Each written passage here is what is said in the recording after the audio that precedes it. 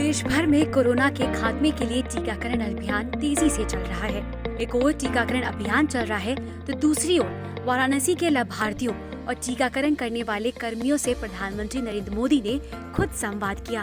खुद को काशी का सेवक बताते हुए पीएम मोदी ने वीडियो कॉन्फ्रेंसिंग के जरिए 16 जनवरी से शुरू हुए अभियान पर फीडबैक भी लिया। इस दौरान पीएम मोदी ने कहा कि आज विश्व का सबसे बड़ा टीकाकरण अभियान हमारे देश में चल रहा है। 2 made in India vaccine Bharat में तैयार हुई हैं। इस मामले में भारत न सिर्फ पूरी तरह से आत्मनिर्भर है बल्कि कई देशों की मदद भी कर रहा है। साथियों, साल 2021 की शुरुआत बहुत ही शुभ संकल्पों से हुई है और काशी के बारे में तो कहते हैं कि काशी के स्पर्श से ही शुभता सिद्धि के अंदर ही बदल जाती है। इसी सिद्धि का परिणाम है कि आज दुनिया का सबसे बड़ा वैक्सीनेशन प्रोग्राम हमारे देश में चल रहा है और इसके पहले 2 चरणों में 30 करोड़ देशवासियों को टीका लगाया जा रहा है। आज देश में ऐसा माहौल है, ऐसी इच्छा शक्ति है कि देश खुद अपनी वैक्सीन बना रहा है। वो भी एक नहीं, 2 मेड इन इंडिया वैक्सीन।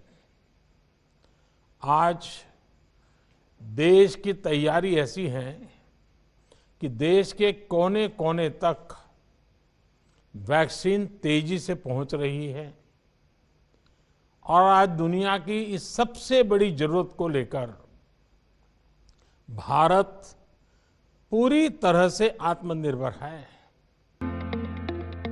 इसके साथ ही प्रधानमंत्री ने कहा कि किसी भी वैक्सीन को बनाने के पीछे हमारे वैज्ञानिकों की कड़ी मेहनत होती है। इसमें वैज्ञानिक प्रक्रिया होती है।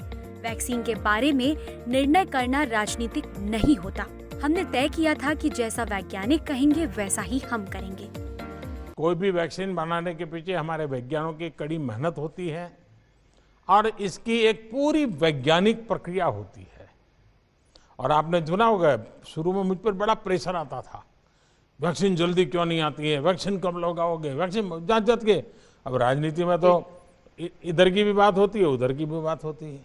तो मैं एक ही जवाब देता था कि भाई वैज्ञानिक जो कहेंगे वही हम तो करेंगे। ये हम पॉलिटिकल लोगों का काम नहीं है कि हम तय करें।